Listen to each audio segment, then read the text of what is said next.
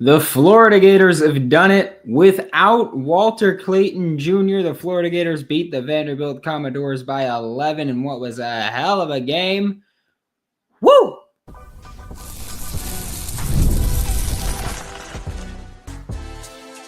You are Locked On Gators, your daily podcast on the Florida Gators. Part of the Locked On Podcast Network, your team every day. Hello and welcome back to another episode of Locked On Gators, part of the Locked On Podcast Network, your team every day. Thanks for making Locked On Gators your first listen of the day every day. We are available daily and free wherever you listen to podcasts and on YouTube. And the Florida Gators did not have starting guard Walter Clayton Jr. today. He was ruled out about an hour, we'll say, maybe slightly under an hour before the game started after getting nicked up, we'll say, against Tennessee. I don't think he's going to miss a ton of time. Generally, my rule of thumb is that if it's a game time decision, I don't expect you to miss a lot of time. That could be a flaw in my process, but that's how I look at things. You know, if it's like, hey, he might play, then I'm cool with saying, all right, you know, even if he sits out, I expect him to be back at some point soon. And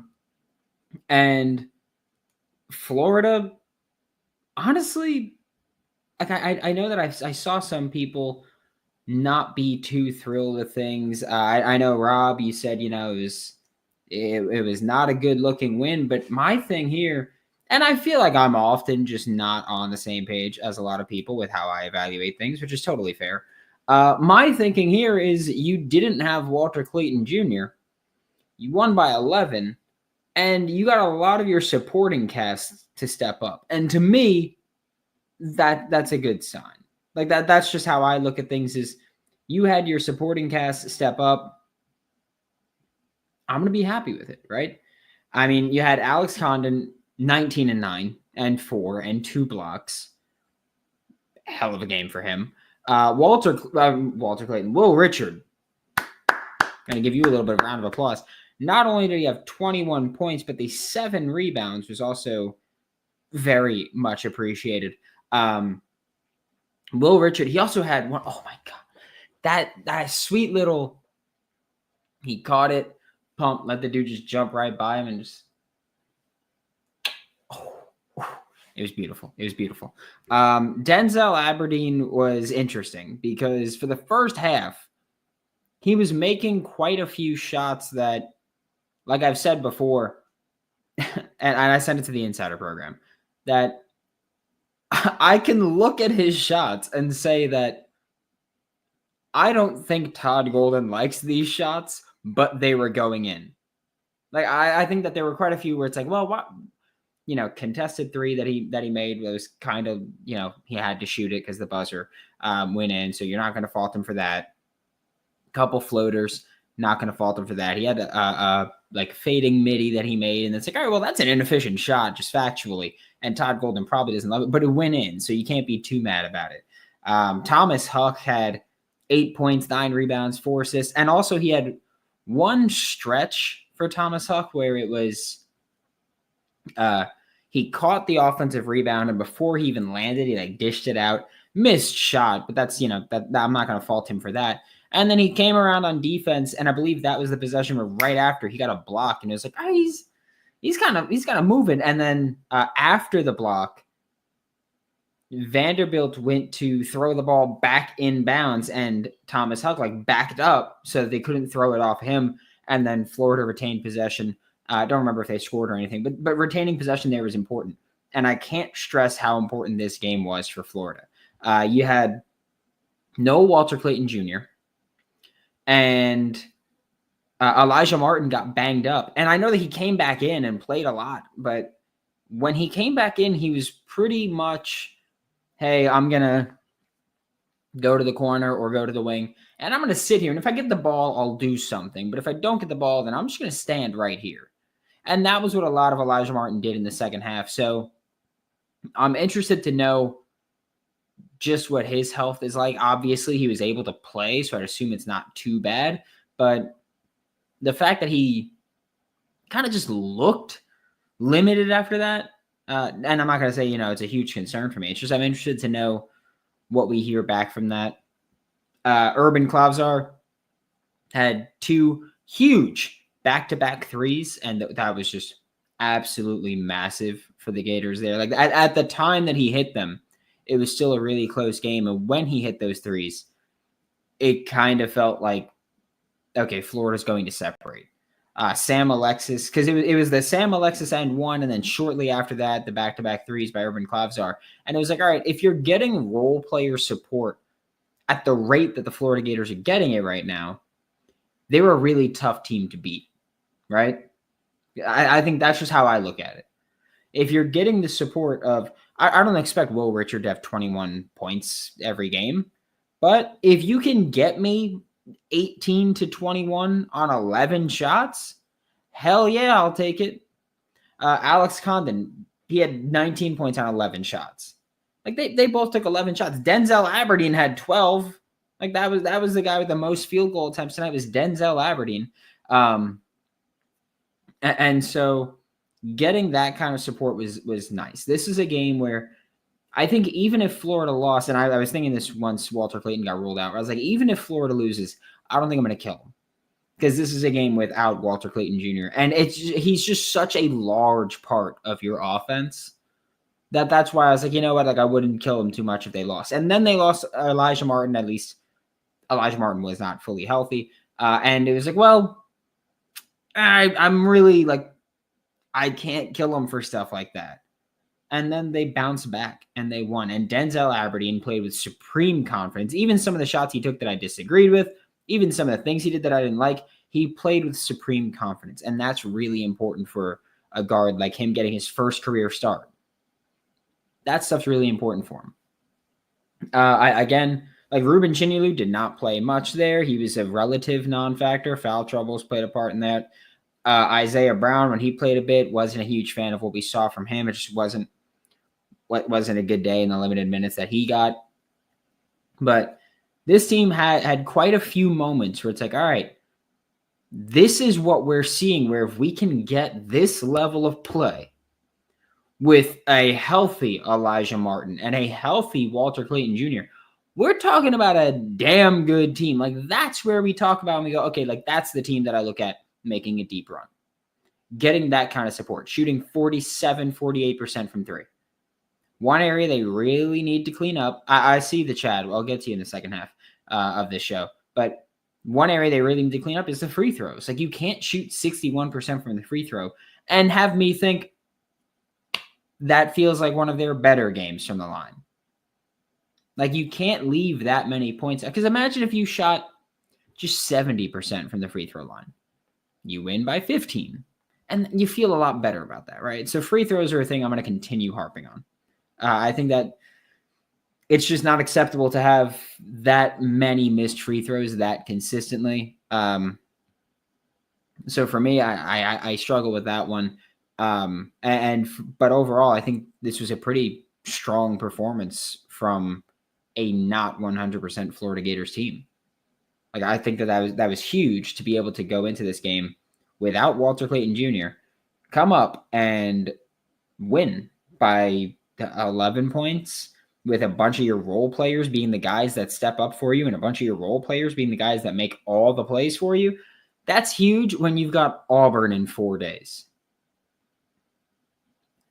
Which hopefully Walter Clayton, like I'm hoping in my head they were like, hey, well, you can go tonight, but we got Auburn Saturday. Let's just make sure you're good to go that way.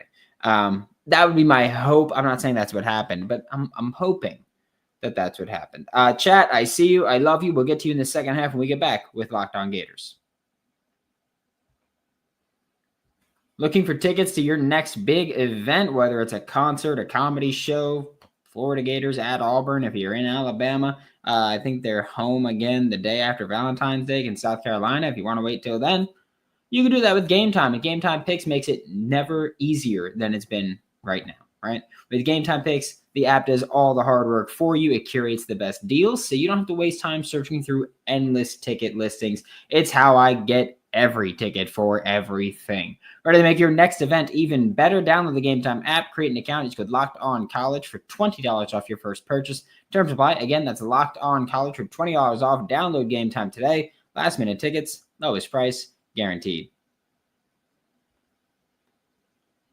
Thanks for making Locked On Gators your first listen of the day. Every day, we are available daily and free, whether it's in the podcast and on YouTube. We're going to get to the chat now to wrap up this episode, which, again, this is episode number 3 today. All right?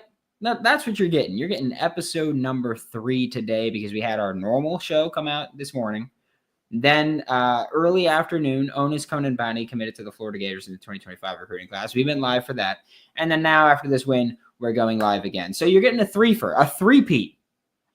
Trust me and Pat Riley had a whole deal that we made so that I could use the word three-peat. It's fine. Trust me, it's fine. But Rob said, go Gators. Not a good-looking win, but it's a win. Got to get right before Auburn. 4 days. 4 days, and Auburn, unsurprisingly, looking pretty good right now against Oklahoma. They were up 10-14 at the time that we're live here. I got to scout them totally. Janai Broom is going to, I think, feast right now. Q, what's up? That's up. I can't say the first message that you sent, right? But I can say the second where they have to knock out their free throws because it's just unacceptable to shoot as poor from the free throw line as they do as an entire team, right? Like this is just, it's just really bad. They have Walter Clayton Jr. shoots 86%. Thomas Huck shoots 81%. Will Richard shoots 79%. Elijah Martin shoots 75%. You go down to Alex Condon, it's 62.8%. And here's the bad thing. Alex Condon shoots a lot of your free throws. I'm not looking at let me look at the totals. I want to see the totals to see who has the most free throws. Yeah, it's Alex Condon, then Walter Clayton Jr., then Thomas Huck, then Elijah Martin, then Will Richard. And, Ruben Chinney was 13 for 24 on the season. Isaiah Brown, 7 for 16 on the season from the free throw line. Like, that kind of stuff is just – and I'm not going to do the whole, it's free throws, do it. But I am going to say that, that's a thing where I feel like we've seen this every year now under Golden. You put a little bit more emphasis on it, and you're going to be talking about, hey, now this team's scoring another 6 to 7 points per game just from hitting more free throws. And that's killer. Alexis needs to get away from the threes. Aberdeen did enough. And how about Richards? I'm assuming you meant Richards. Go Gators. Yeah, Sam Alexis you messaged me about him at the Insider program, where Sam Alexis last year at Chattanooga shot like 27% from three, but this year he's shooting 14%. At a certain point, we got to go, hey, man, like just stop shooting threes. Find your game. Find your rhythm. And then step out and shoot a three. Like you got to figure things out here where we can look at you and say, hey, we can actually trust that you do it. He went 1 for 2 tonight, so he improves his percentage significantly. But got to get a rhythm going or got to get something going where he can kind of dial it back, rein it in, and just find some kind of success from three. This team always scratches and claws back. I always said Urban Klavzar was a dog. These teams are watching no film. That was big, seeing all the other players contribute. Beautiful thing. Love Denzel's gameplay, total beast mode. Condon once again knows how to be a beast. What's up, Mudkip? Yeah, Urban, and that's the thing. Like Urban made 2 shots, but it felt like he made a bigger impact there. I was hoping to see more from him just in terms of minutes played, but we saw 12, which was what? 6th most on the team. It was Will Richard had 39 minutes played. Denzel Aberdeen had 35. Elijah Martin had 26. Alex Condon had 30. Thomas Huck had 28. And then Urban Klavzar had 12. And then Ruben Chinney had 11. It was nice. And then Sam Alexis had 9 and Isaiah had 6. So it was nice to see the rotation get deeper today. But yeah, would have liked to see Urban just a little more. I just wanted to see him play a bit more when we've talked about him so frequently during the offseason. We talked about him a good bit when he committed to Florida. And then we never really saw much from him, and we haven't seen minutes. So it's nice to see him get some. Would like to see him get some more and see if he can kind of develop a rhythm as a guy that is like he has a reputation as a great shooter. And so I'd like to see him be able to develop that a little more during the season. Tommy Huck actually got to play defense tonight without being in foul trouble for the first time in several games. That's an important thing too. Like Because imagine how different this game would be if you didn't have Thomas Huck, 8 points, 9 rebounds, 4 assists, a steal, a block. Like, imagine if you didn't have that presence. Because I'm not even talking about just the rebounds, but the points that came off of those rebounds, whether they're second chance points or not, big impact, right? And so thank goodness he wasn't in foul trouble and that wasn't a concern. Love seeing that. Condon was a beast tonight. Absolutely. Mark Lawrence said, "Hey, Brandon, fun game, stressful at times, but solid team win. Enjoyed your shows today. Hot was the man." Appreciate you, Mark. Thank you for coming here. And we got a three-peat. We got the three-peat there.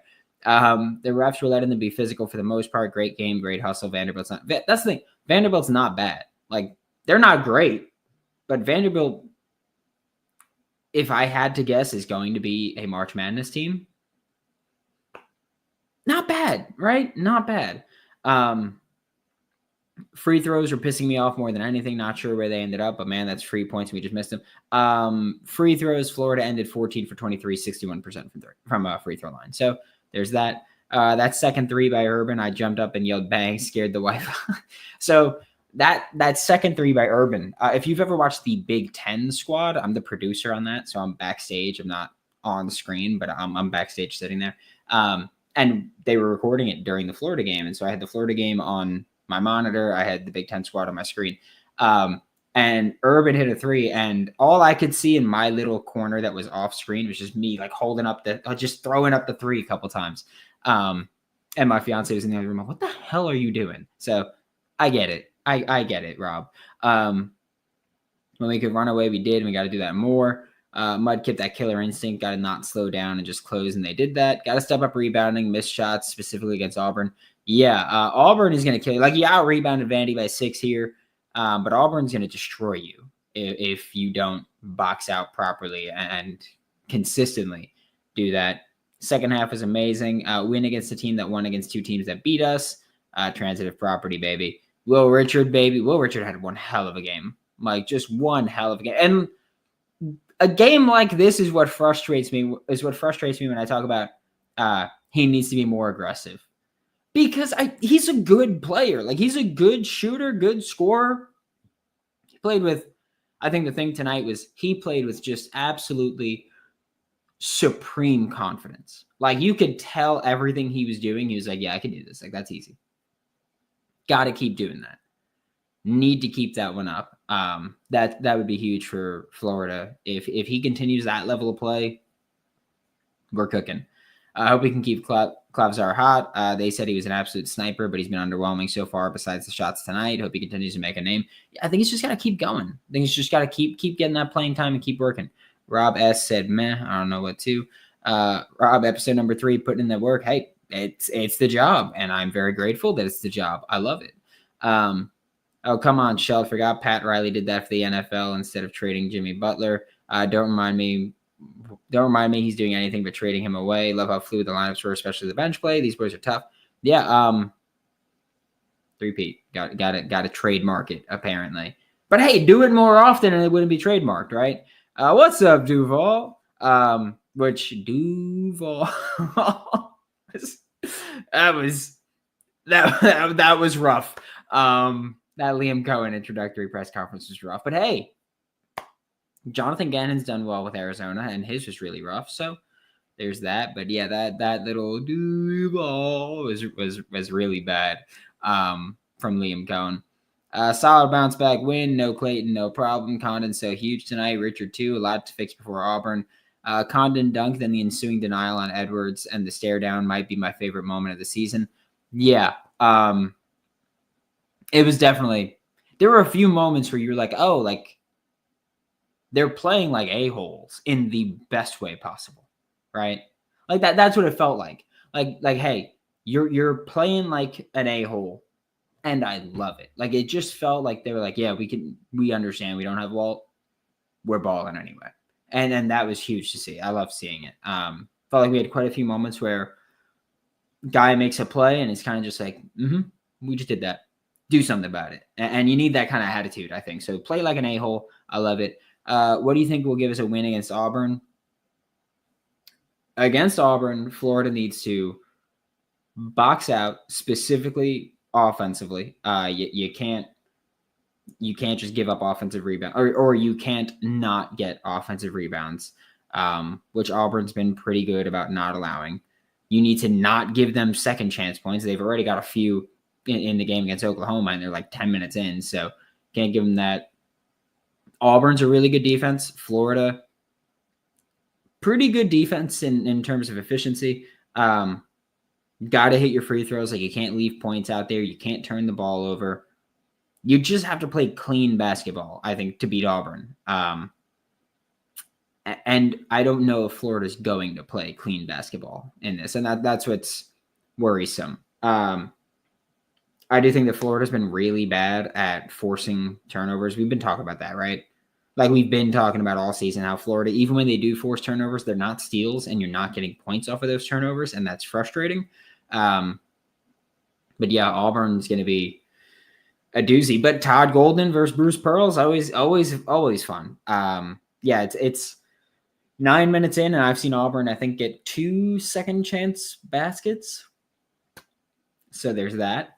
They're shooting a tech right now for whatever reason. I don't have the audio on, of course, and I'm looking at this. So yeah, Janai Broom, like Duval's talking about, Janai Broom's a monster, just an absolute beast. It seems like Auburn just does this thing where they get really good big men, get them to stay in college forever, and they just dominate through that. They had Walker Kessler a few years back, or as I know him, Colin Castleton's son. But really good basketball team right now Auburn's got.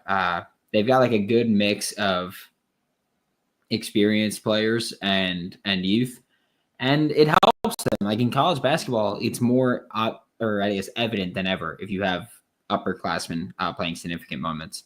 So there's that.